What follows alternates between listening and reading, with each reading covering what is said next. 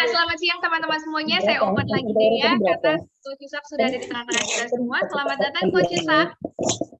Selamat siang, selamat Siang. selamat siang. Ya. Ya. Tolong jadiin host dong biar bisa sharing. Tolong Van. Iya, Van. Belum bisa sharing ya? Ya. Tolong dijadiin host ya. Nah, sudah. Sip. Kak, nanti boleh minta recordingnya nggak? Nanti akan ada di Instagram kita, dan kalau nggak salah di upload di YouTube kita ya. Ya, benar nggak? Van. Tapi akan ada recordingnya dan bisa diakses kok sama teman-teman semua. Yes, di YouTube, betul. Nanti akan di-upload di YouTube ya. Nanti link YouTube dipantengin aja feeds-nya, Instagram-nya Ilmu Keuangan, nanti pasti di situ ada minggu depan. Jangan lupa subscribe tuh, benar ya, jangan lupa subscribe YouTube kita. Nah, selamat siang. Saat ini Coach Yusak sudah ada di tengah-tengah kita semua. Assalamualaikum Coach Yusak, selamat siang. Waalaikumsalam warahmatullahi wabarakatuh. Alhamdulillah. Coach, tadi udah ada pertanyaan. Bedanya topik yang hari ini di webinar dan di IG Live apa? Karena hari ini kan mau dibagiin template kan? Sip, hari ini yang gratis-gratis dibagiin tuh teman-teman. Iya. Kita hari ini dibagiin template. Hari ini dibagiin template. Coach, ada alumni tuh. Ada alumni, Mas Imam ini alumni yang dulu-dulu katanya online. Halo Mas Imam. Iya tahu saya. Tahu lah saya apa alumni, Mam. Kapan kita reuni, alumni. Reuni. Oke ya. Udah, boleh tanpa berlama-lama lagi, boleh Coach Yusak dimulai materinya. Silahkan. Oke, thank you Feby, thank you. Oke, bismillahirrahmanirrahim. Assalamualaikum warahmatullahi wabarakatuh. Selamat siang semuanya teman-teman. Selamat siang semuanya. Sorry saya telat. Ini hari ini, aduh, ini satu hari yang melelahkan. Jadi, kenapa begitu? Ya, jadi ceritanya tanggal 25 September, insya Allah saya mau maraton di Berlin. Dan sekarang lagi peak-peaknya program menunya. Jadi program latihannya lagi menuju puncak. Dan tadi pagi saya harus menyelesaikan 28 kilo non-stop. Luar biasa. Ya, itu start dalam waktu berapa jam? Pace-nya berapa tuh, Coach? Ya, di bawah 3 jam lah, udah pastilah itu. Di bawah 3 jam. Apa namanya? Tapi ya gitu, ini pada sakit-sakit. Badan, kaki, aduh segala macam lah gitu. Jadi jam 3:30 saya udah bangun, tahajud dulu. Saya tahajud biasa aja, terus saya doa. Habis itu saya berangkat ke lokasi kumpul lari gitu ya, di apartemen eksekutif Menteng ya, di situ. Itu kita kumpul, sholat subuh, terus kita kumpul semua start jam 5, kita udah lari tuh muterin Menteng tuh, adem sih di Jakarta itu lumayan. Ya sampai kilometer 24 masih oke lah saya. 24 ke 28 tuh nggak tahu kenapa udah mulai halu gitu loh. Ya walaupun ya, saya aja yang denger ini udah halu loh ini. Dengernya doang udah halu. Ya. Tapi ya nggak apa-apa lah. Itu kan bagian dari proses ya teman-teman ya. Bagian dari proses, karena untuk bisa lari 42 kilo, Anda harus pernah minimal lari di 33 atau 35 kilo. Minimal pernah. Jadi lari 42 kilo itu ada syaratnya adalah pernah lari 35 kilo. Nah, jadi sisanya itu ya udah nanti gimana Allah aja gitu. Luar biasa loh Coach Yusak ini masih menyempatkan diri untuk lari. Saya juga bingung mau jadi atlet atau mau jadi financial expert ya, Coach ya. Pertanyaan itu. Jadi ada tadi pas saya lari, di depan saya tuh ada yang pakai baju lari mulu mau jadi apa katanya. Ada tulisannya gitu. Lari mulu mau jadi apa, terus itu pertanyaan susah dijawab. Saya juga bingung jawabnya gimana. Oke. Jadi anyway, sorry ya, jadi maksudnya tadi telat karena setelah pulang lari tadi, waduh biasalah pada kumpul semuanya, terus sampai rumah saya jam 10 kurang langsung ada training tadi. Kita ada training teman-teman ilmu keuangan. Jadi saya lagi ngebangun satu kebiasaan baru, semua tim yang bikin-bikin konten, yang bikin apa segala macam saya kasih training juga gitu kan. Kasih training juga biar mereka juga punya apa ilmu yang ini. Baru selesai jam 11:30 terus blek tidur. Oh, jadi ini baru bangun tidur ceritanya ya? Ya ampun, alhamdulillah, terima kasih loh Coach Yusak sudah disempatkan Oke. Ya, ya, webinar ya, ya. luar biasa. Ya, dan hari ini alhamdulillah saya masih bisa ketemu dengan teman-teman semuanya gitu ya di webinar mingguan ilmu keuangan yang sekarang ilmu keuangan udah punya kebiasaan yaitu bagi-bagi tools gitu kan. Bagi-bagi tools. Dan karena apa? Karena memang semua masing-masing dari tim di ilmu keuangan itu kita wajibkan gitu ya, kita wajibkan untuk membuat tools apapun itu yang terkait masalah keuangan ya, masalah laporan atau apa, itu biar teman-teman bisa bagiin ya. Biar apa? Biar kita kembali lagi ke tujuan awal ya, saya kembalikan lagi tujuan awal ilmu keuangan ini didirikan. Ya, jadi kenapa sih ilmu keuangan ini didirikan? Pertama, apa, itu kunci gitu loh teman-teman. Jadi gregetnya saya gitu ya, gregetnya saya itu banyak pengusaha, business owner itu yang alergi belajar keuangan padahal itu kuncinya gitu ya. Itu kunci, apa, bisnis kita itu bisa bisa berkembang. Kita bisa tahu kalau kita ngerti keuangan itu banyak hal ya, banyak hal yang bisa kita explore nantinya. Itu ya kenapa yang, ilmu keuangan saya bentuk. Nah, jadi biar lebih masif lagi, nah salah satu yang kita bisa berikan, adalah mungkin selain ilmu-ilmu gratis gitu ya, terus juga, apa, template ya atau apapun itu. Nah, jadi itu ya teman-teman ya. Nah, mengenai ada kelas-kelas berbayar ya karena memang ada spesial gitu ya, artinya nggak mungkin saya, apa, bikin semuanya itu free dalam arti itu kan terbatas ya, terbatas. Jadi kalau teman-teman, apa, mau ya yang kelas-kelas khusus yang lebih panjang, nah itu mungkin silakan teman-teman ikut kelas-kelas saya yang lain ya, baik itu SFM atau mentoring atau nanti saya lagi mau bikin nih terutama yang kaitannya sama valuasi, saya lagi mau bikin workshop 1 hari penuh gitu ya, 1 hari penuh tentang, apa, scaling up ya. Jadi persiapan-persiapan scaling up secara keuangan tuh apa aja sih dari A sampai Z-nya, dari mulai bikin forecast-nya, bikin budgetnya, terus juga sampai cari investornya gitu ya, terus saya siapin nanti template-templatenya gitu ya. Saya kebayang teman-teman bisa scaling up dengan itu. Jadi saya mau bikin nih, termasuk valuasi. Nah, valuasinya apa, di dalamnya itu nanti lebih lebih lengkap lagi, insya Allah saya akan launching itu entah di akhir tahun kali ya, karena waktunya lebih pas, buat teman-teman yang mau buat persiapan, apa, persiapan, 2023. Oke, teman-teman, insya Allah saya udah nggak halu lagi ini, tadi saya lari sempat halu.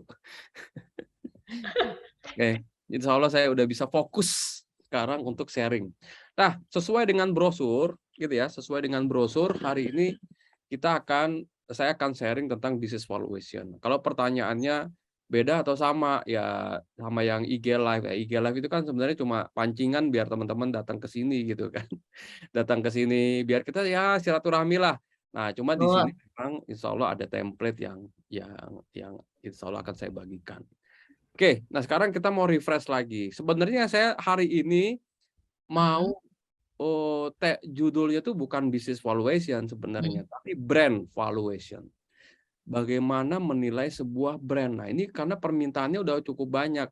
Tapi tuh biasanya saya seminggu ini nggak sempet bikin modulnya. Jadi apa? Padahal menarik itu. Ya, brand valuation itu menarik banget. Dan Kita tunggu 2 minggu lagi deh Coach ya. ya, ntar kita buat mega Zoominar ya bersama pakar-pakar brand juga gitu ya. Karena brand itu betul-betul aset di bisnis yang bisa apa ya? Ini satu aset yang akan sangat bisa membuat performa bisnis kita itu bagus banget, ya. Terutama nanti dari sisi keuangannya. Ya bahkan kita kalau udah punya brand itu, waduh, banyak banget ya revenue stream-nya itu bisa datang dari mana-mana gitu. Nah, jadi saya lagi bikin ya satu modul ya tentang bagaimana memvaluasi sebuah brand, ya, dari mulai brand assessment, hitung brand equity, brand valuasi, brand segala macam.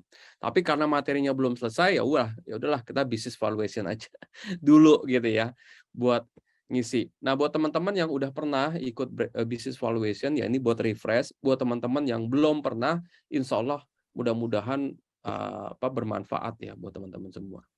Oke, kita akan masuk aja teman-teman. Ya, salam kenal buat yang belum kenal. Senang bisa ketemu lagi buat yang udah kenal. Oke, kita akan masuk dulu. Nah, ngomongin valuasi sebuah brand. Apa sih tujuan? Gini teman-teman. Mungkin dalam seminggu terakhir itu 3 perusahaan minta bantuan saya untuk menghitung. Ya, untuk menghitung nilai perusahaan. Ada yang pertama tujuannya adalah karena dia mau melakukan buyback. Apa itu buyback? Buyback itu dia mau membeli saham, ya, membeli saham yang jadi ya, saya ulangin ya. Jadi yang pertama itu perusahaan ini pengen melakukan buyback. Ya, buyback itu perusahaan ini pernah menjual sahamnya ya ke pihak lain, lalu dia ada keinginan untuk melakukan beli kembali, jadi buyback. Nah, jadi dia minta bantuan saya untuk lakukan valuasi. Yang satu lagi, ini perusahaan udah cukup lumayan gitu ya. Dia minta valuasi karena dia mau deal dengan salah satu investor. Gitu ya, satu investor, dan kedua belah pihak ini setuju ya, baik perusahaannya atau investornya setuju perusahaan ini divaluasi oleh saya gitu. Jadi kadang-kala memang si penilai ini ditunjuk juga gitu. Jadi nggak sembarang, karena biar objektif, biar apa. Nah, akhirnya ya saya coba hitungin gitu ya dengan berbagai macam metode. Lalu yang satu lagi itu tujuannya itu untuk memberikan kayak semacam hutang ke pemegang saham baru. Nah, ini agak unik sih. Ini agak unik. Jadi dia ada pemegang saham baru gitu ya, masuk ke satu perusahaan, tapi bayarnya itu utang. Gitu.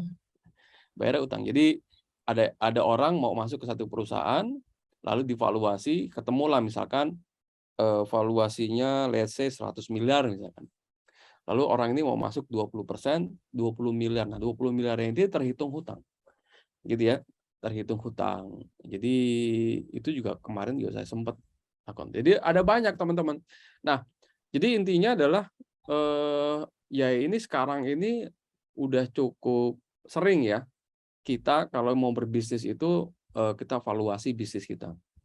Nah, tujuannya banyak ya, tujuannya banyak.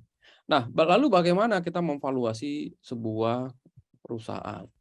Nah, sebenarnya perusahaan itu ya aset.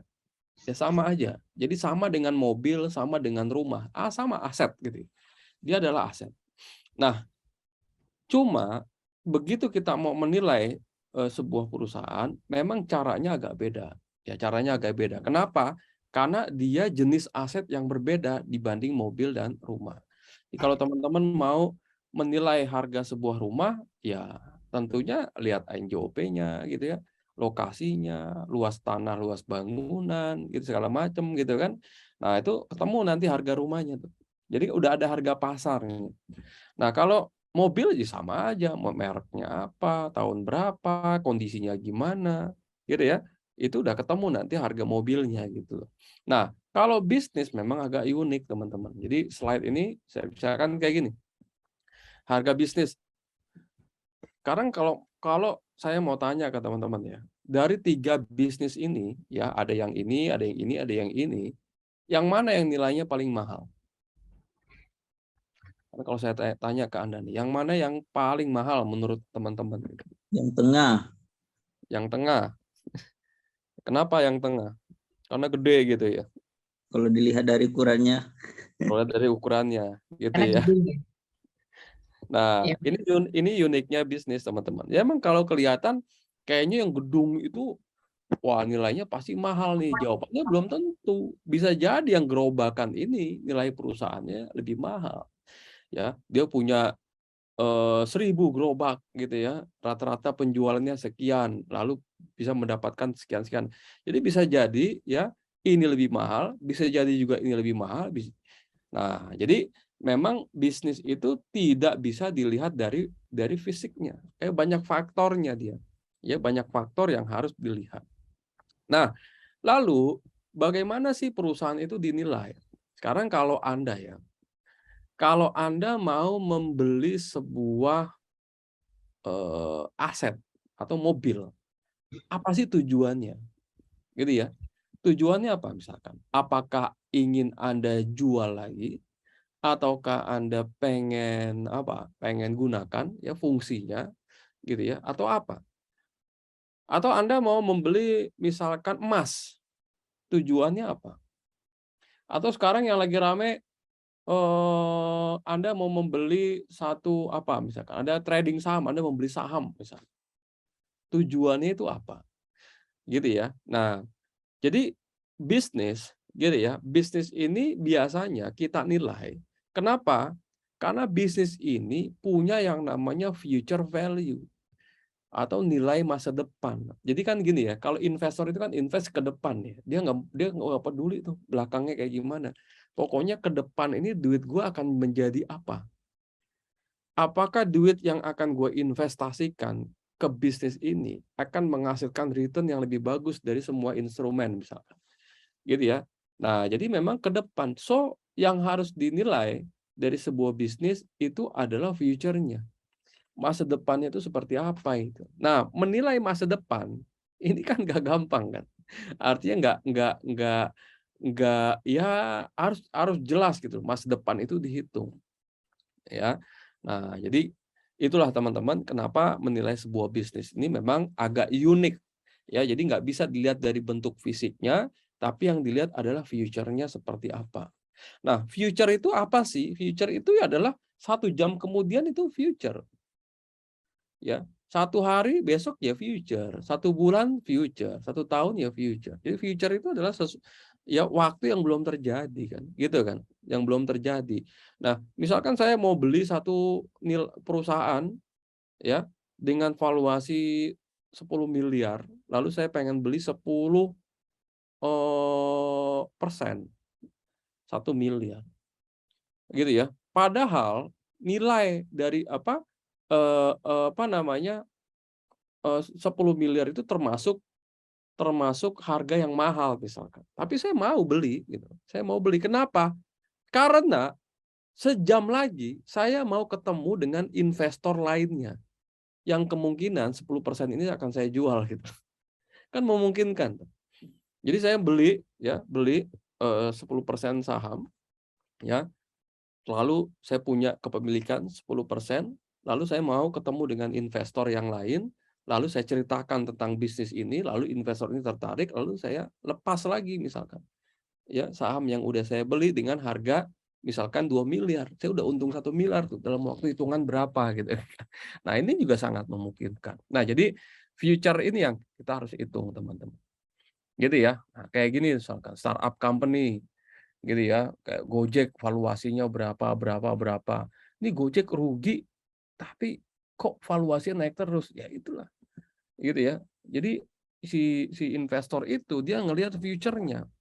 Ya dia ngelihat future-nya seperti apa dan sekarang yang namanya perusahaan rugi belum tentu valuasinya jelek.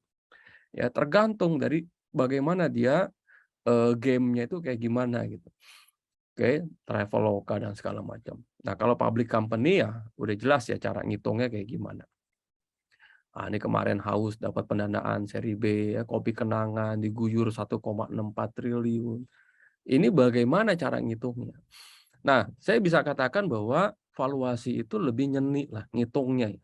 dibanding sains. Jadi nggak perlu ada debat-debat soal valuasi. Simple kalau menurut saya sih. Ya, valuasi itu memang ada caranya, ada metodenya. Gitu ya. Tapi metode itu buat saya tuh lebih sebagai alat ya untuk negosiasi aja. Jadi kayak gini loh, kayak kita biar nggak burem aja, berapa sih sebenarnya harganya? Kayak misalkan gini ya, Anda mau beli barang atau mau beli sesuatu, lalu penjualnya bilang, Anda nanya ke penjual itu harganya berapa? Terus penjualnya bilang ada deh gitu. Atau dia bilang gini, ya tenang aja lah bro, tenang aja. Aduh sama lu mah gak usah ngomongin harga. Ini kan jadinya kesel kita kan kalau kayak gitu kan. Ini bukan masalahnya lu temen gua, bukan. Tapi gua mau tahu harganya berapa. Kalau kemahalan kan gue pengen tawar kan gitu kan. Gue pengen tawar. Kalau ini ya gue punya budget atau enggak. Udahlah bro santai aja nggak usah ngomongin harga sama gue mah gitu kan. Nah ini kan jadi agak kesel gitu kalau kayak gitu. Nah sebenarnya ya itulah sama aja sebenarnya. Jadi valuasi juga sebenarnya metodologinya itu sebagai alat-alat untuk batas-batasan negosiasi aja sebenarnya. Jadi berapa sih sebenarnya nilai perusahaan ini kalau dihitung dengan metode ini? Misalkan metode A kita hitung nilai perusahaannya adalah 50 miliar. Apakah 50 miliar itu adalah angka saklek? Enggak. Gitu ya, enggak juga. Nah, bisa enggak nanti kita deal-nya di 30 miliar? Bisa. Ya bisa gitu kan dari 50 miliar deal-nya di 3. Nah, apakah nanti si metode valuasi ini juga digunakan sama investor? Iya, investor dia akan menggunakan teknik valuasi yang lain gitu ya. Yang biasanya teknik valuasinya jadi yang lebih kecil misalkan karena beberapa metode itu lebih agak beda ya. Dia dia apa namanya nggak percis sama gitu ya angka hasilnya. Nah, jadi memang banyak seninya nantinya. Apa yang nanti Anda akan temukan seni-seninya? Misalkan siapa yang bisa menilai manajemen tim, budaya perusahaan, ya, terus juga potensi, ya, hal-hal yang goib gitu kan, hal-hal yang yang nggak ada fisiknya, gitu. Tapi itu bisnis ini bisa berjalan dengan baik kalau manajemennya bagus, kan gitu ya. Nah, brand, siapa yang bisa menilai brand, gitu ya. Nah, kalau science ya udah ada lah science, rasio-rasio, historical finance, ini science ya, scientific ya karena ada datanya, ya analisa, statistik, track record, ini science gitu ya. Tapi apakah menilai perusahaan hanya menggunakan ini? Enggak juga ya. Jadi banyak faktor. Nah, lalu saya pengen sharing juga ke teman-teman. Apa sih yang dihitung gitu ya? Apa sih yang dihitung apa namanya sebuah perusahaan. Jadi perusahaan itu ya aset ya. Ini aset. Ini aset. Nah, lalu aset ini kan dibangun pakai duit. Gitu ya, dibangunnya pakai duit. Nah, dibangunnya bisa pakai pakai utang ya atau bisa pakai duit sendiri. Nah, equity nih kayak gini nih. Nah, lalu ini yang disebut dengan ya aset bisnisnya. Yang kita hitung apa? Yang kita hitung ya ini, berapa nilai aset ini gitu. Jadi kalau saya gambarkan gini, ini ada rumah 3 nih, ada rumah 3 ya. Ini rumah ini sama, klasternya sama, berjejer gitu ya. Kebetulan si Tono, Jono sama si Tono, Jono, Yono, sorry nih kalau sama. Beli barengan nih, mereka temenan nih. Bro, pokoknya kan kita lahirnya di bidan yang sama. Gimana kalau kita tetanggaan gitu kan. Ceritanya kayak gitu tuh. Nah, oh iya nih, kok kita selahir semati gitu kan. Nah, jadi si Tono dia beli rumahnya ini. Tapi Tono dia pakai hutang 200 juta, pakai duit sendiri, duit tabungannya 600. Nah, si Jono beli rumah yang sama, tapi karena si Jono tabungannya nggak banyak, dia akhirnya pakai utang 600 dan pakai duit sendiri 200. Nah, si Yono dia beli rumah yang sama, tapi dia belinya pakai hutang 400, pakai duit sendiri 400. Nah, pertanyaan saya, berapa harga rumahnya? Berapa, teman-teman?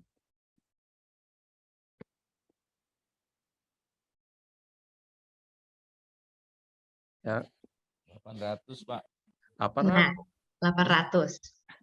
Jadi 800. Jadi dia nilai rumah itu dia nggak peduli lu belinya pakai apa. Tapi nilai rumah itu ya 800. Nah, nilai rumah inilah ini yang disebut dengan enterprise value atau business value. Jadi nilai bisnisnya itu ya ini yang kita hitung. Gitu ya. Nah, ada orang yang mau menghitung equity value. Nah, kalau equity value-nya betul. Jadi aset dikurang hutang itu jadi equity-nya. Jadi di sini yang sama adalah nilai rumahnya sama, tapi nilai equity-nya berbeda. Gitu ya, nilai equity-nya. Karena equity itu adalah aset dikurang hutang. Ya, dikurang hutangnya nilainya tuh interest bearing debt namanya. Jadi hutang yang berbunga ya, biasanya itu akan mengurangi nilai ya dari asetnya. Nah, yang kita hitung adalah ini. Ya, nilai rumahnya. Ya tidak peduli dia belinya pakai apa. Nah, tujuan apa tadi valuasi bisnis banyak ya. Anda mau jual perusahaan, mau buyback, IPO, merger, investasi atau apa gitu ya. Nah, ini banyak tujuannya. Siapa yang melakukan? Semuanya melakukan. Kalau Anda mau ketemu investor, investor juga ngitung, Anda ngitung, nanti ketemunya di mana gitu ya. Wah, hitungan saya 100 miliar. Loh, hitungan gue cuma 20 miliar gitu kan. Wah, lu hitung pakai apa? Kalkulator. Kan kayak gitu kan. Wah, gue pakai ini nih, bro, pakai software canggih misalkan. Wah, nggak peduli gitu. Ya, yang namanya orang beli kan selalu aja dicari cara biar dapat murah kan. Nah, ujung-ujungnya sebenarnya nanti ketemu nih angka negosiasinya. Ya, financial analyst ya, M&A ya, semuanya ngitung. Oke. Nah, bagaimana metodologinya? Kalau saya ngebagi metodologi 2 aja. Yang pertama pakai history, ya, pakai history. Ini lebih science, ya. Kenapa? Karena yang digunakan adalah data history. Yang kedua future. Nah, ini lebih art gitu loh. Lebih nyeni nih ngitungnya nih. Ya, kenapa? Karena banyak sekali asumsi-asumsinya. Ya, banyak asumsi yang harus dihitung. Nah, ya, jadi intinya nggak ada yang pasti ya. Metodologi hanya sebuah tool saja. Bagaimana faktor yang menentukan bagaimana cara melakukan valuasi? Jadi gini teman-teman, kalau Anda ketemu sama investor, investor itu juga beda-beda di cara ngitungnya. Ya, cara ngitungnya juga beda-beda. Jadi tergantung investornya. Kalau investornya sukanya sama dividen, dia akan menghitung ya valuasi itu yang kaitannya sama pembagian dividen. Jadi akan mencari itunya. Karena kalau Anda lihat nih, Anda sukanya ngelihatnya yang mana gitu ya. Ada price earning ratio, ada book value, ada yang apa segala macam itu kan tergantung tuh. Orang-orang tuh mau ngelihat yang mana, tergantung dari kepentingan si investor itu apa. Gitu ya. Nah, ada investor yang sukanya capital gain misalkan. Dia nggak sukanya dia nggak selalu ngarap dividen. Nah, maka dia akan menghitung pertumbuhan nilainya yang dipengaruhi oleh apa-apa gitu ya. Jadi banyak faktor ya. Itu di value creation namanya. Itu untuk bisa ningkatin nilai. Tiap industri juga beda gitu loh cara menghitungnya. Kalau misalkan Anda punya industrinya tuh perkebunan, ya, jual hasil perkebunan, ya jadinya komoditi gitu ya. Nah, jadi nggak ada brand gitu ya, nggak ada brand. Mungkin pada saat itu divaluasi, ya, mungkin nilainya lebih pas menghitungnya menggunakan book value aja, ya, menggunakan book value atau nilai asetnya aja gitu loh. Kenapa? Karena nggak ada di situ, ya, dan bisnisnya juga entry barrier-nya rendah misalkan. Nah, jadi itu mungkin agak sesimpel. Tapi kalau kita menilai startup digital yang nggak ada asetnya, jadi aset fisiknya nggak ada semua tuh dia. Yang dia punya apa? Data. Dia punya data sekian banyak. Nah, orang akan ngelihatnya beda lagi nih. Wah, data ini lagi mahal-mahalnya nih gitu kan. Wah, akhirnya apa? Akhirnya mungkin dia tertarik sama capital gain. Jadi cara ngitungnya juga beda-beda. Ya tergantung industri. Level dari bisnis. Kalau bisnis Anda masih baru dimulai, biasanya ngitungnya juga beda tuh dibanding bisnis yang udah jalan. Bisnis yang baru setahun sama bisnis yang udah 5 tahun, beda lagi cara ngitungnya. Ya, bisnis yang udah profit sama bisnis yang belum profit beda lagi cara ngitungnya. Jadi banyak ya, banyak cara. Dan biasanya pada saat kita menghitung nilai perusahaan itu nggak bisa hanya menggunakan satu metode. Kita harus bandingkan dengan metode yang lain. Gitu ya teman-teman ya. Jadi kita akan lihat nih nanti up-nya berapa, low-nya itu di berapa. Nah, metode valuasi apa sih? Sebenarnya banyak metode valuasi itu, ya. Metodenya banyak.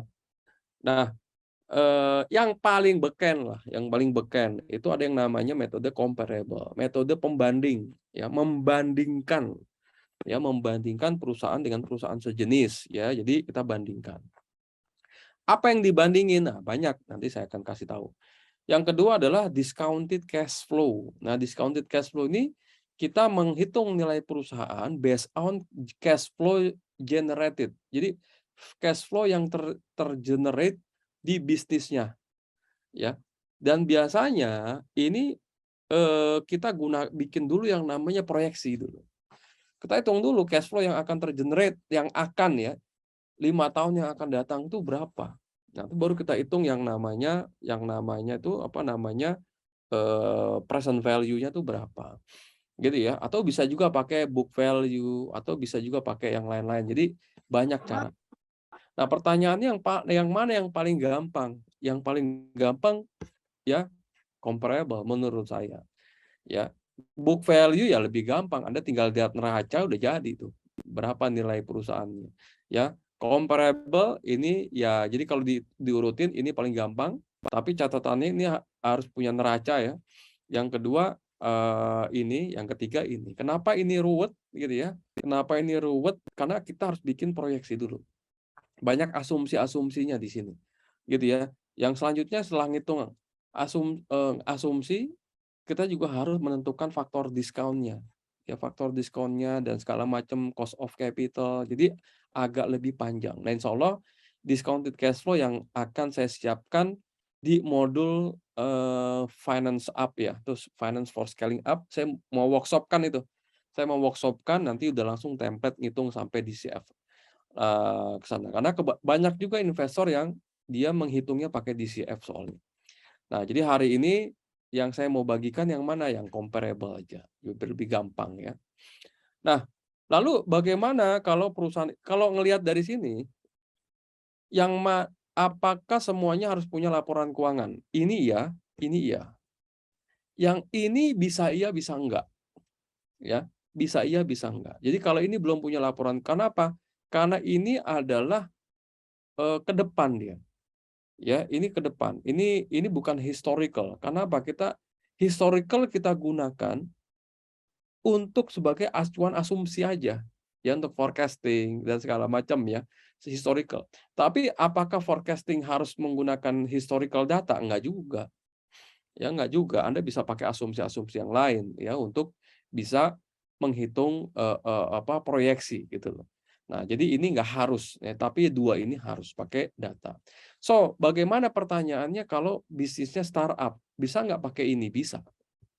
Ya, pakai ini, apa yang mau dibandingin, orang lu nggak punya laporan keuangan. Book value ya neraca lu aja belum dibikin gitu ya, nggak bisa dia pakai itu. Oke.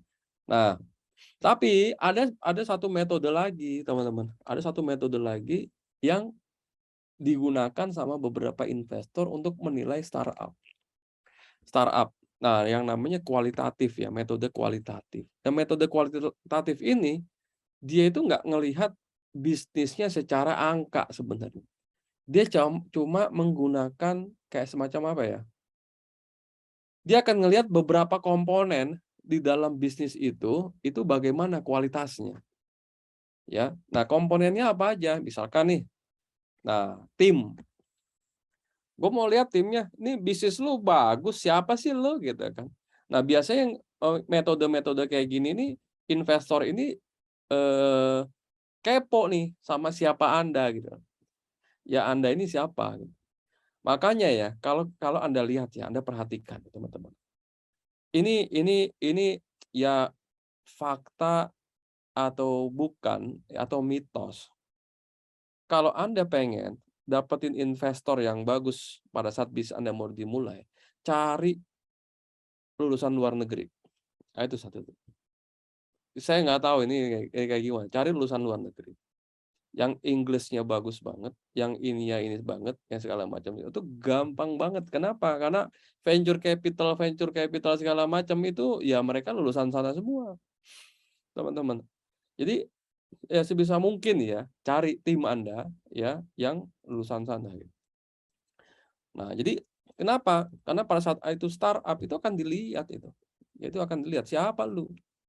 Nah, yang kedua juga dilihat juga siapa di belakang lu gitu. Kadang-kadang mentornya dilihat gitu. Siapa yang advisor-nya itu dilihat.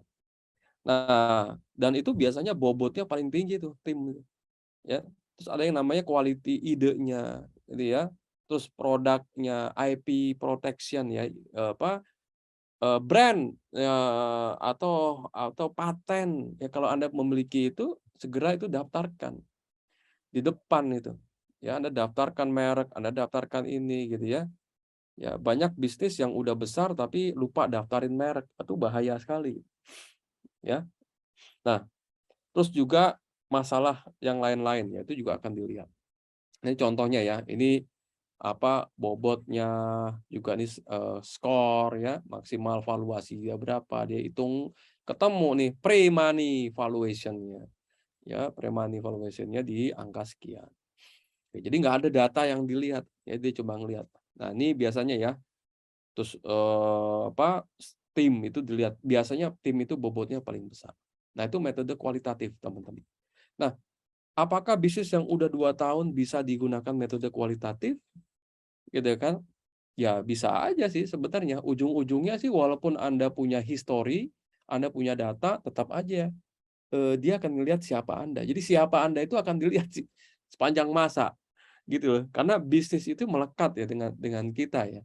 Maka yang namanya jejak digital gitu ya, reputasi itu penting banget itu dibangun itu. Jadi buat saya sih ya, buat saya akhirnya itu ya kita mengerucut ke satu aset yang paling mahal, yaitu adalah reputasi gitu ya. Trust itu akhirnya jadi aset yang paling mahal gitu. Jadi ujung-ujungnya itu orang ini bisa dipercaya atau enggak gitu kan. Kalau gue taruh duit di situ. Nah, itu akan terlihat juga, teman-teman, ya. Nah, jadi mulai deh bersih-bersih deh tuh yang namanya kredit macet ya, atau problem-problem sama sosial media, terus segala macam. Aduh, udah deh. Kita baik-baik aja lah sekarang. Gitu ya. Nah, selanjutnya metode yang saya mau sharing ya hari ini adalah metode comparable. Nah, metode comparable ini metode yang membandingkan rasio perusahaan publik yang sejenis gitu loh. Jadi perusahaan publik berarti perusahaan yang udah IPO ya, yang sejenis. Oke.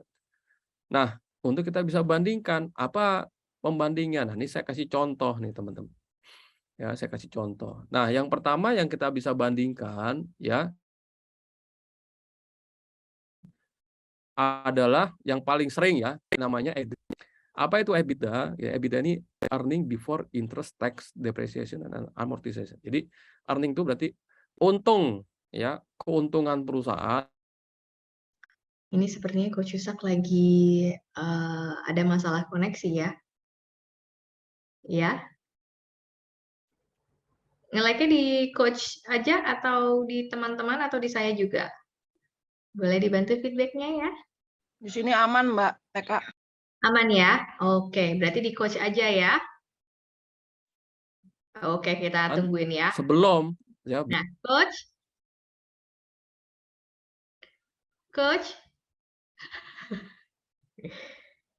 Kok bisa sih? Nah, nge-like Coach. Nge-lag ya?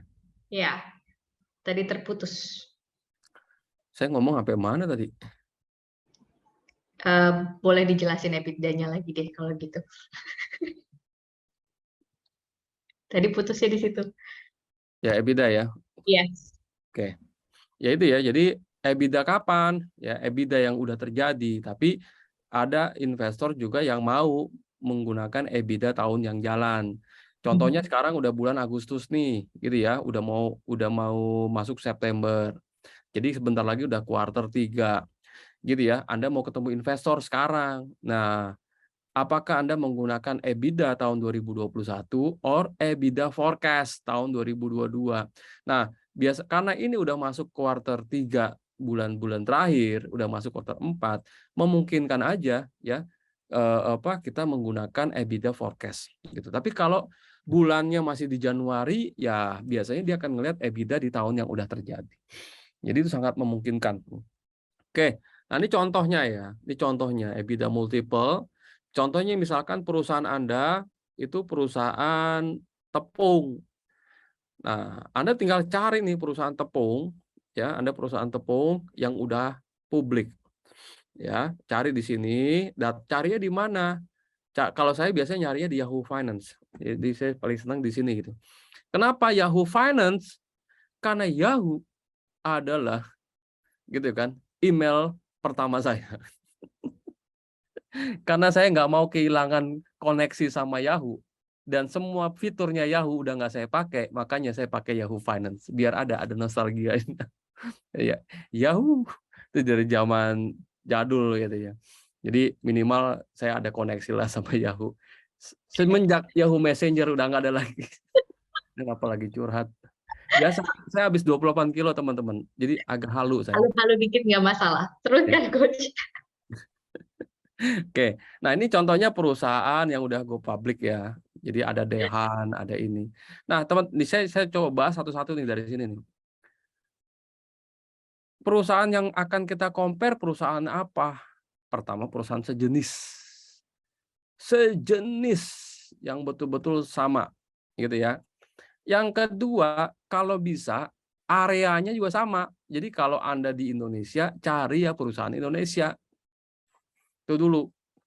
Yang kedua, kalau di Indonesia nggak ada, baru boleh keluar. Tapi keluarnya jangan jauh-jauh. Singapura lah gitu ya. Anda cari tuh yang udah go public di Singapura, di Hong Kong. Jangan tahu-tahu Anda langsung masuk di New York atau apa gitu ya. Terlalu jauh gitu ya. Nah, berapa? 5 lah minimal. Biar apa? Biar angkanya juga jelas.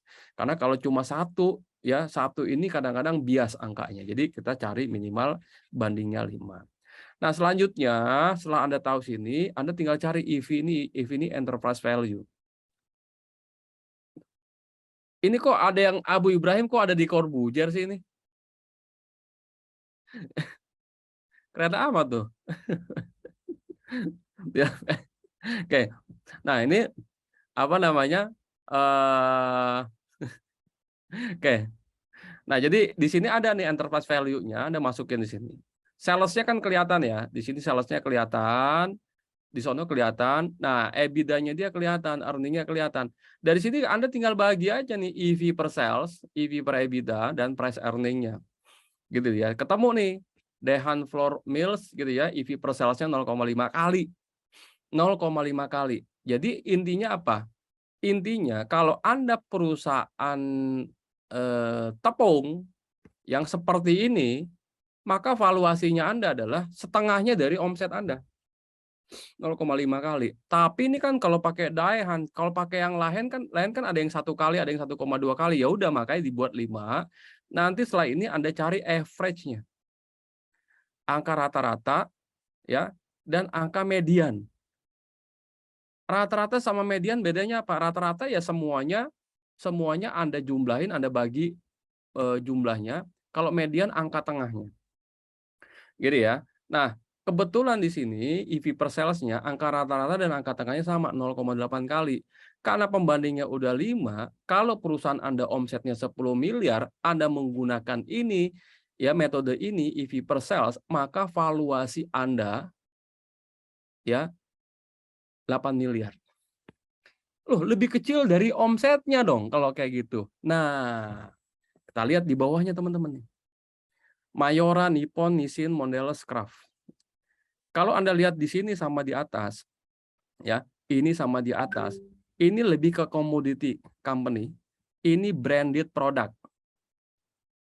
Ya, branded product. Apa yang terjadi sama EV per sales-nya? EV per sales-nya average di 2,8 dan mediannya di 2,9. lebih tinggi dari perusahaan komoditi, teman-teman. That's why saya mengatakan bahwa brand itu penting sekali. Ya, brand itu penting sekali. Jadi kalau disuruh investasi bagusnya kemana, brand. Ya, brand ini investasi yang menarik.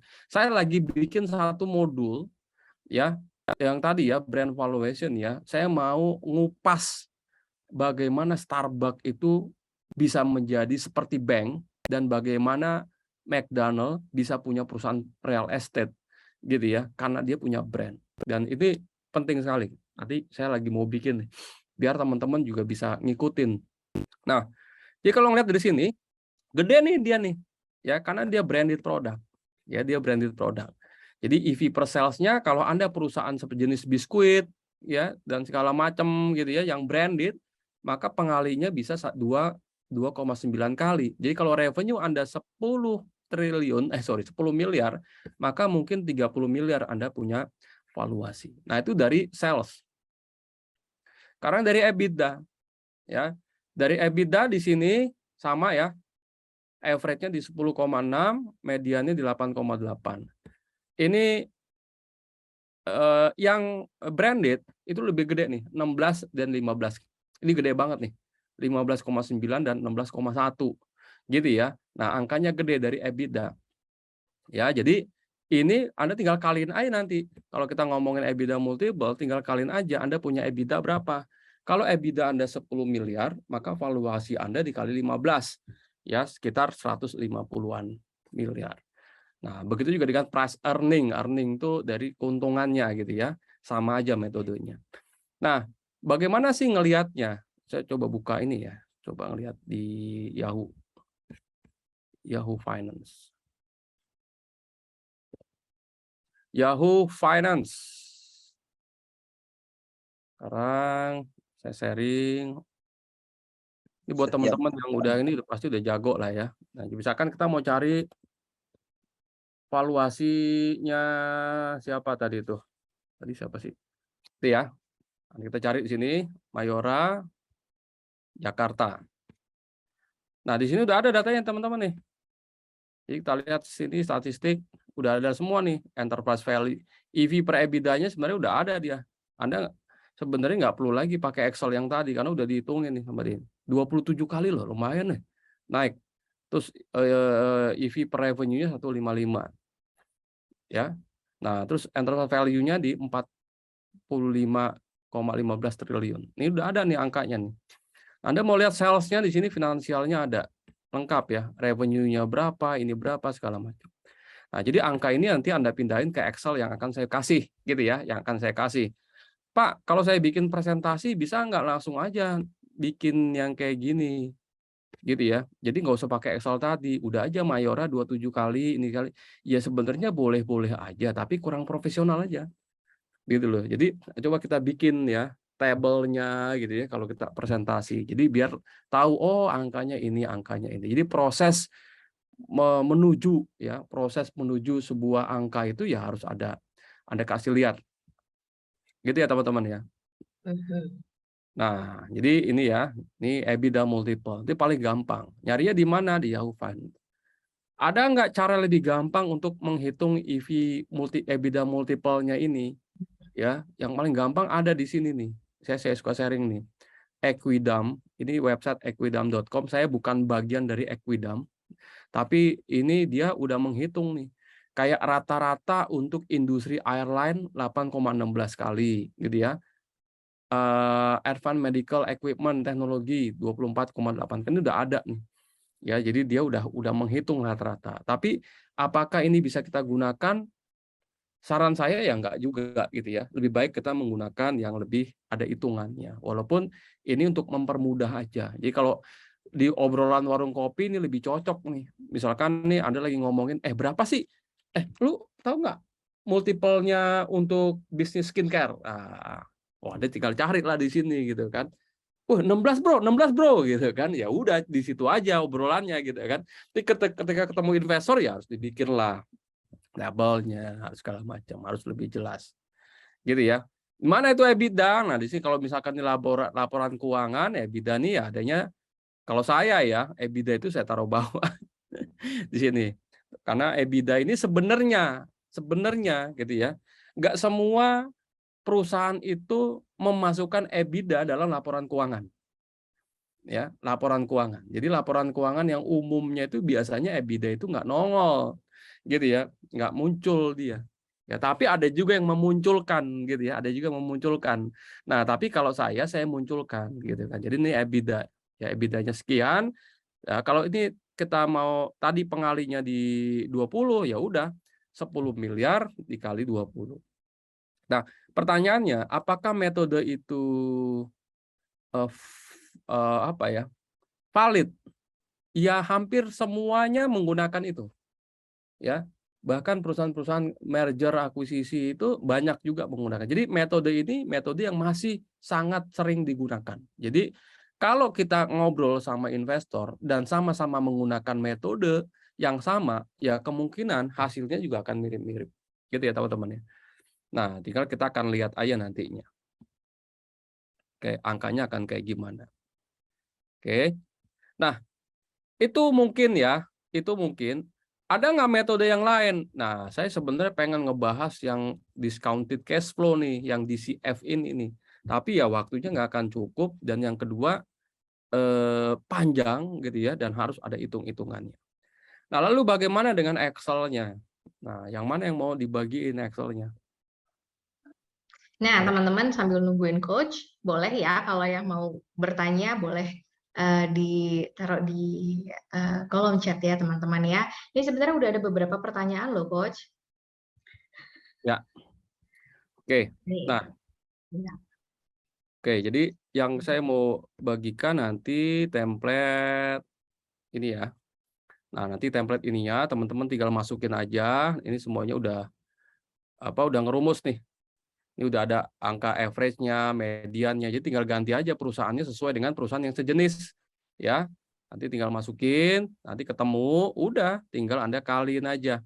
Nah, kalau kita ngeliat di sini, ya, ini perusahaan yang kita lagi valuasi, misalkan namanya perusahaan Dunia Tas. Nah, dia punya enterprise value ini ya. Kalau menggunakan EV per sales, menggunakan EV per sales, dia di 68 miliar. Gitu ya. Kalau dia menggunakan EV per EBITDA cuma 5 miliar. Kenapa? Karena perusahaan ini EBITDA-nya masih jelek, tapi punya potensi gitu loh.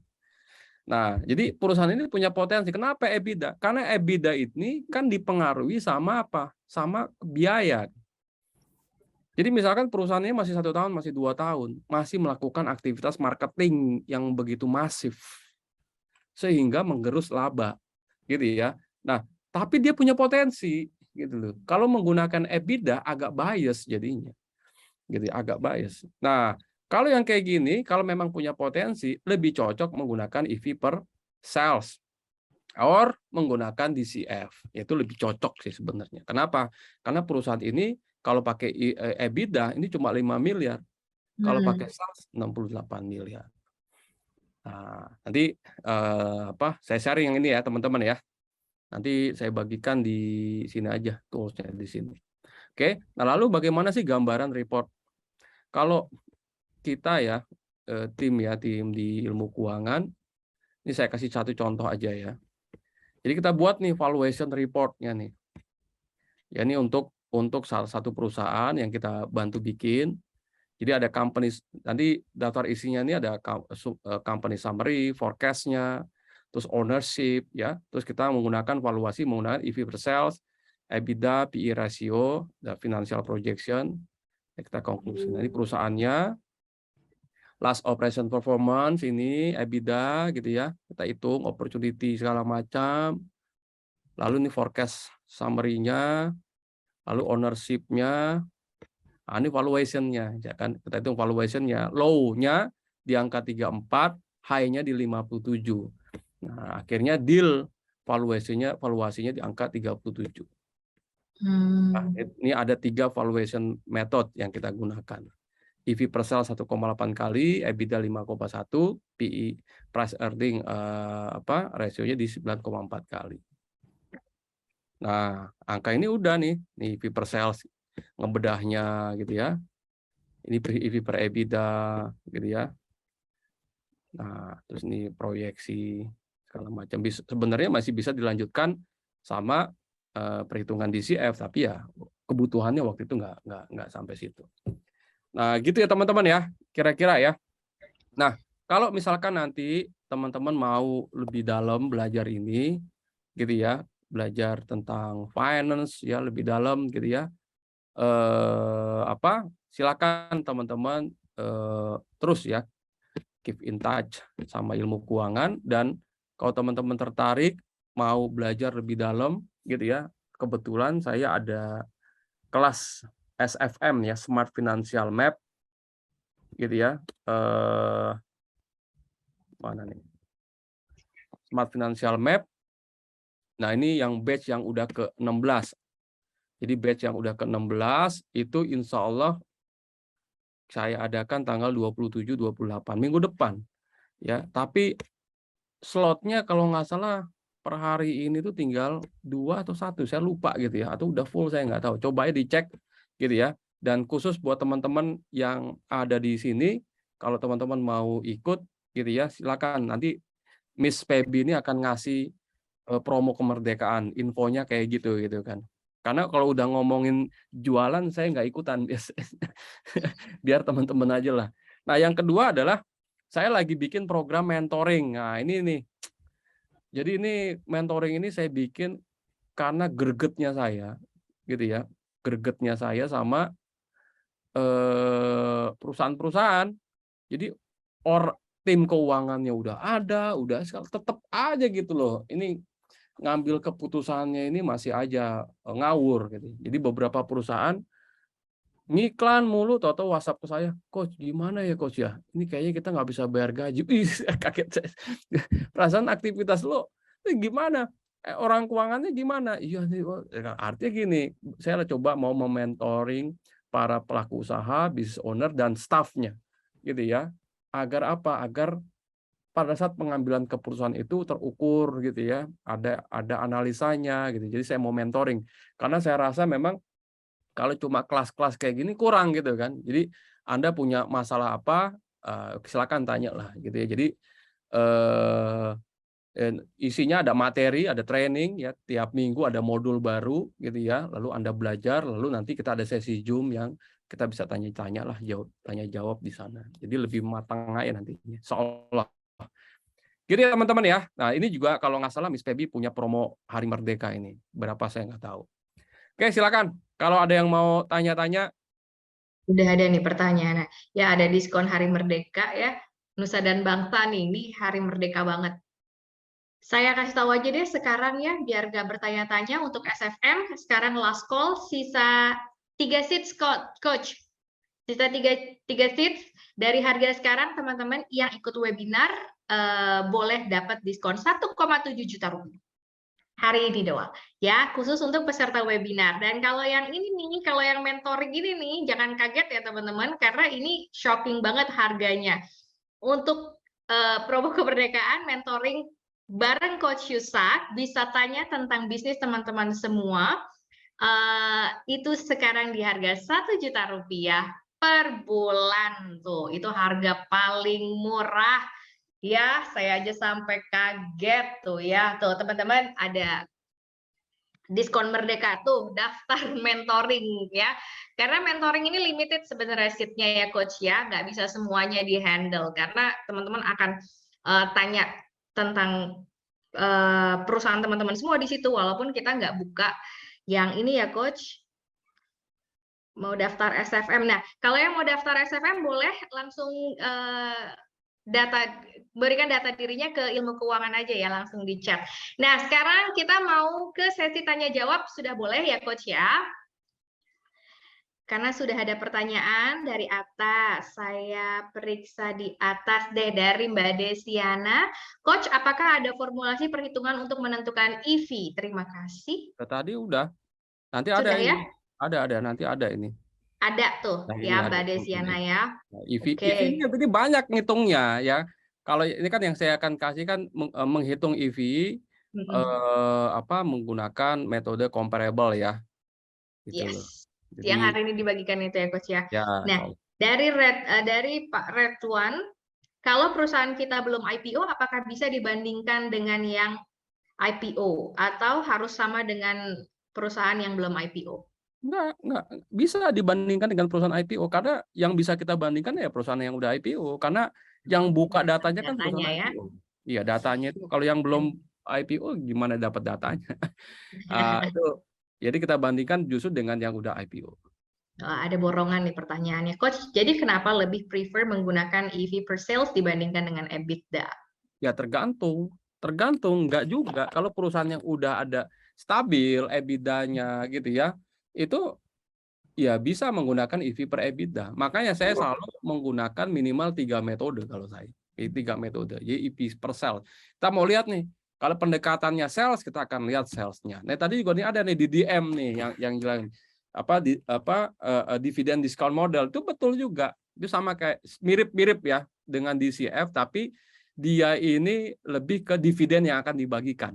Karena nggak kalau DCF itu kan cash flow, free cash flow. Apakah free cash flow itu jatahnya equity shareholders? Belum tentu, gitu ya. Bisa jadi itu nggak seperti itu. Tapi dividen itu memang udah dia.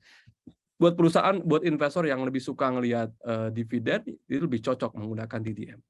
Itu salah satu metode juga. Bagus. Oke.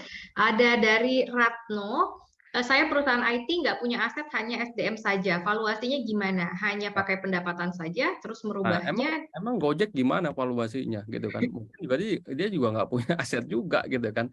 Artinya bisa juga. Saya kemarin valuasi juga perusahaan IT. Jadi perusahaan IT-nya nih apa? Ya perusahaan IT-nya nih apa? Kalau misalkan nih, apakah dia hanya kayak semacam software house gitu ya? Ataukah dia hanya sebagai trader produk-produk IT atau apa gitu? Itu tentunya akan sangat berbeda gitu ya. Tapi apakah Anda menciptakan satu solusi ya, apps gitu ya segala macam itu juga beda. Jadi bisa menggunakan DCF ya.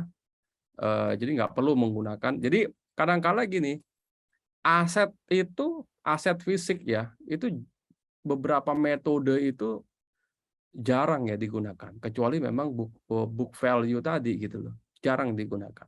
Tapi ini kan kayak gini ya, saya coba ilustrasi ya. Kadangkala satu perusahaan itu bisa juga dihitung valuasinya dengan menggunakan beberapa kombinasi metode gitu ya. Jadi metode itu bisa juga dikombinasiin.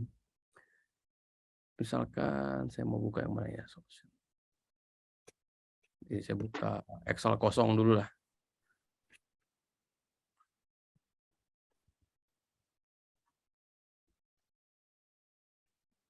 Excel kosong.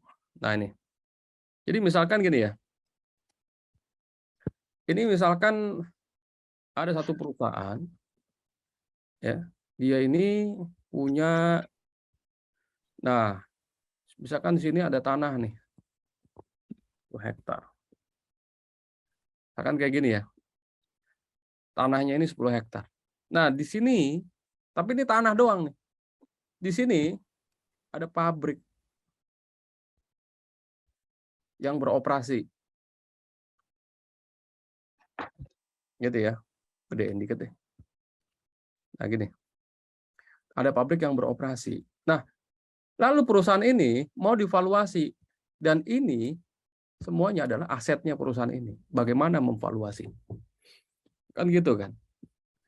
Jadi yang ini karena ini dia manufacturing ya. Mungkin dia juga prinsipal, ada brandnya, ya ini valuasinya mungkin bisa menggunakan DCF. Tapi untuk yang ini, karena nggak ada bisnis yang beroperasional di sini, tapi ini asetnya ini akan dinilai berdasarkan apa? Nilai bukunya aja. Jadi bisa jadi sangat memungkinkan sebuah perusahaan itu dinilainya menggunakan kombinasi metode. Itu sangat memungkinkan. Ya, jadi kita lihat dulu ya case by case ya. Valuasi itu lihat itu ya kayak gimana. Nanti baru kita tentukan metodenya kayak gimana. Gitu ya, ya. Yes. Dari Aryo, Coach, kalau bisnisnya jasa SDM based on tender, gimana valuasinya ya? Apa, sorry? Kalau bisnisnya jasa SDM based on tender, gimana cara valuasinya? Ya, kembali, jadi apapun bisnisnya, teman-teman bisa menghasilkan, punya laporan keuangan nggak? Gitu ya, punya laporan keuangan nggak? Ada nggak bisnis sejenis yang besar gitu? Lalu bagaimana proyeksinya ke depan? Bagaimana potensinya? Selama masih ada historinya, selama masih ada perusahaan pembandingnya, selama masih ada potensinya, selama perusahaan itu masih bisa mengenerate cash flow, ya itu bisa divaluasi. Ya, metodenya bisa macam-macam. Nah, oke. Boleh lanjut? Ya. Dari Sony. Kalau analisa rasio perusahaan, apakah bisa menjadi dasar untuk evaluasi suatu perusahaan seperti rasio liquidity, leverage, activity, dan profitability? Ya ini udah offset pertanyaannya. Gitu. Benarnya. Ya tapi nggak apa-apa, saya jawab aja gitu kan. Ya iya penting lah. Jadi kadang-kala ya kan, kalau Anda ngeliat nih ada trader saham gitu ya, dia investor saham lah gitu ya. Nah, dia kan ada yang tipenya fundamentalis ya, ada yang ngelihatnya segala macam gitu. Nah, mungkin yang fundamentalis dia akan melihat tuh rasio-rasio itu. Ya, Yes. karena rasio-rasio penting bagaimana memanage perusahaan gitu ya, memanage perusahaan perusahaan itu bagaimana performanya bisa dilihat dari rasio. Ya, ada rasio likuiditas, solvabilitas, ya, rasio likuiditas, profitabilitas. Nah, itu semuanya bisa kita lihat rasionya seperti apa gitu loh. Jadi itu bisa ngelihat kesehatan perusahaan, salah satunya dicek dari situ. Dan itu ada di webinar yang lain ya. Nanti datang pantengin, Coach Yus Allah akan nanti bikin saya pakai webinar. matrix ya, itu matrix ya, matrix Iya. rasio. Nah, kelas dari Ratih di Taiwan, kelas mentoring 3 bulan langsung sama Coach Yusak. Yes. 100% langsung dibawakan oleh Coach Yusak, 100% tidak ada pengganti. Saya jujur aja sih, waktu saya nentuin 3 bulan itu agak pada saat saya lagi emosional gitu. Saya baru marah-marahin 3 perusahaan itu. Gagal. Wah, akhirnya ini percuma. Jadi gini teman-teman ya. Ini to be honest sih, to be honest. Nyari orang keuangan, saya nggak tahu ya. Kebetulan saya juga memimpin satu perusahaan ya. Kasihan orang keuangan saya memang. Jadi begitu dia tahu CEO-nya, ya CEO-nya gitu. Jadi akhirnya dia ini sendiri, dan saya memang punya satu standar memang untuk orang keuangan. Ya tapi saya bukan orang yang lu harus udah langsung jadi, enggak gitu loh. Even dia levelnya CFO aja masih banyak salahnya, masih banyak. Bukan berarti saya juga benar, bukan gitu. Karena kan gini, angle orang ngelihat sesuatu itu kan beda. Gitu ya, angle-nya tuh beda. Jadi cara kita melihat bisnis performance itu kan kadang-kadang beda gitu cara ngelihatnya. Cara menarik masalah, cara ngelihat itu tuh beda. Nah, kebetulan kalau saya tuh ya tipikal yang dikasih kertas kurang dari 1 detik saya udah tahu itu perusahaan bermasalah gitu. Karena saya udah tahu nih angle-nya nih. Saya tahu angle salah loh. Gitu kan salah. Nah, jadi memang intinya gini, nyari orang keuangan itu nggak gampang sih. Ya, nggak gampang. Jadi memang makanya saya pikir bukan berarti mereka nggak bisa develop. Bisa di-develop. That's why saya bikin kelas, gue mentoringnya langsung deh. Saya bilang ke sama staff saya, coba waktu gue kasih deh tiap minggu gitu kan, coba diatur-atur gitu. Ya mudah-mudahan 3 bulan too long mungkin gitu ya, tapi ya udahlah gitu ya kan, Bismillah aja gitu. Luar biasa ini. Ini kayaknya batch 2 harganya udah pasti naik, nggak mungkin segini lagi ya, nggak mungkin teman-teman. Langsung sama Coach Yusak nggak pakai substitute. Oke, lanjutin ya teman-teman ya, dari Muhammad Arifin. Bang, kalau mulai bisnis, penyusunan anggaran bisnis dihitung untuk 1 bulan per tahun untuk mendapatkan BEP, dan kapan menentukan nilai perusahaannya? Gimana ini? Tunggu. Mana itu pertanyaannya? Kalau Bang, mulai bisnis, penyusunan ya. Kelas mentoring 3 bulan langsung. Ya itu yang kedua. Kalau memulai bisnis, penyusunan anggaran bisnis dihitung untuk 1 bulan per tahun untuk dapatkan BEP. Dan kapan? 1 bulan atau 1 tahun nih untuk mendapatkan BEP. Ya, paham. Saya agak paham, cuma agak nggak paham juga gitu. Gimana saya jawab itu? Jadi gini, penyusunan anggaran saya satu-satu aja ya. Penyusunan anggaran, budgeting. Nah, biasanya budgeting itu kapan sih? Kalau saya budgeting itu ya, kita ada yang namanya annual budget, ada yang namanya monthly budget gitu ya. Itu kita pecah tuh. Jadi bulan harus ngikutin tahun, tahun harus ngikutin yang lebih panjang lagi strategik. Jadi harus ada tuh budgeting. Ya, dari mulai berapa target revenue, ya cost segala macam. Nah, untuk dapatkan BEP, nah ini udah nggak nyambung lagi nih, karena untuk BEP itu perhitungan yang kita gunakan biasanya untuk menganalisa titik impas. Berapa omset yang harus dicapai agar bisa mengcover semua biaya. Nah, itu biasanya kalau tujuannya itu pakai BEP tuh. Yang kedua adalah untuk menganalisa struktur biaya. Jadi misalkan gini, ada perusahaan ya. Ada perusahaan yang saya baru nemuin nih perusahaan ini ya. Dia itu ketika omsetnya naik, profitnya turun, gitu ya. Profitnya turun. Nah, lalu saya udah tahu penyakitnya nih. Penyakitnya nih karena kebanyakan variable cost. Lalu saya hitungin BEP-nya. Ya, saya hitungin BEP-nya. Nah, lalu ketika saya hitungin BEP-nya dengan struktur biaya yang terlalu banyak variabelnya, itu akhirnya jadi tinggi tuh sales-nya. Lalu begitu saya rubah variabelnya menjadi fix, itu akhirnya bisa lebih turun. Nah, jadi biasanya break even point ya itu adalah analisa untuk melihat titik impas. Jadi nggak ada hubungannya dengan anggaran sebenarnya.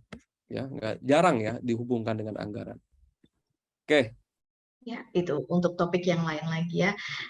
Dari Anindya, bagaimana kalau untuk UMKM? Apakah masih berlaku Coach Om? Maksudnya mau dinilai perusahaannya ya? Sama aja, UKM itu kan usaha kecil miliaran. Sekarang itu saya sering ketemu sama UKM yang ya hampir semuanya ngomong UKM, tapi salesnya ada yang 30 miliar, 50 miliar gitu ya, ada yang udah 100 mil. Terus mereka bilang UKM, ya udahlah. Jadi usaha kecil miliaran. Berlaku ya. Terus Coach kalau mau dibantu valuasinya gimana caranya? Loh, maksudnya kita yang ngitungin. Iya. Ngapain teman-teman hitung aja sendiri gitu kan. Tapi intinya biasanya gini. Perusahaan itu minta bantuan saya karena biar objektif. Karena kan ada dua pihak nih. Gitu ya.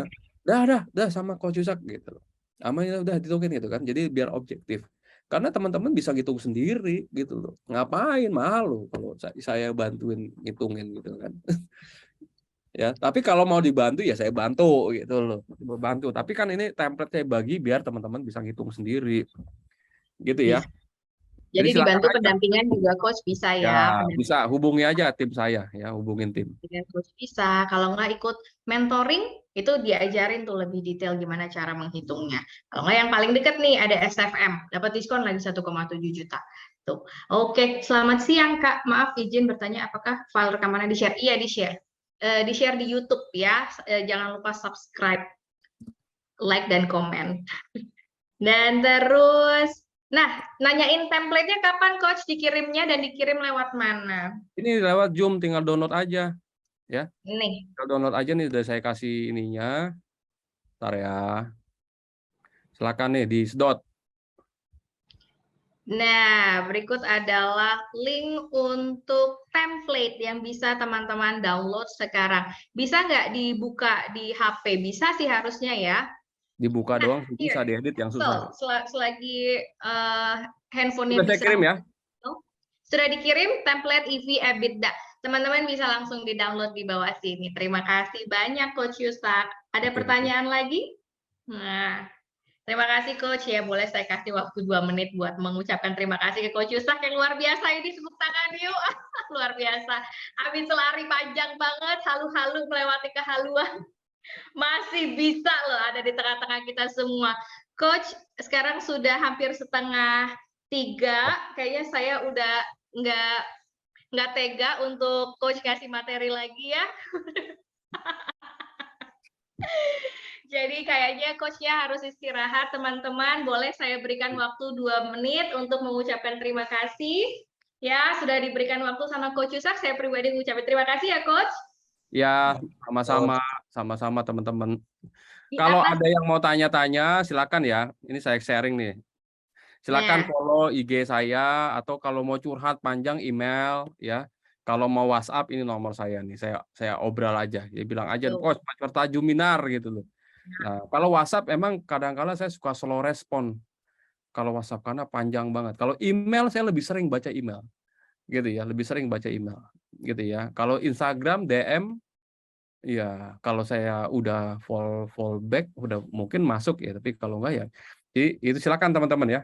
Kalau ada yang mau ditanyain atau mau berkoneksi ke depan, ada perlu apa gitu ya, insya Allah saya dan tim siap bantu ya, siap bantu teman-teman gitu.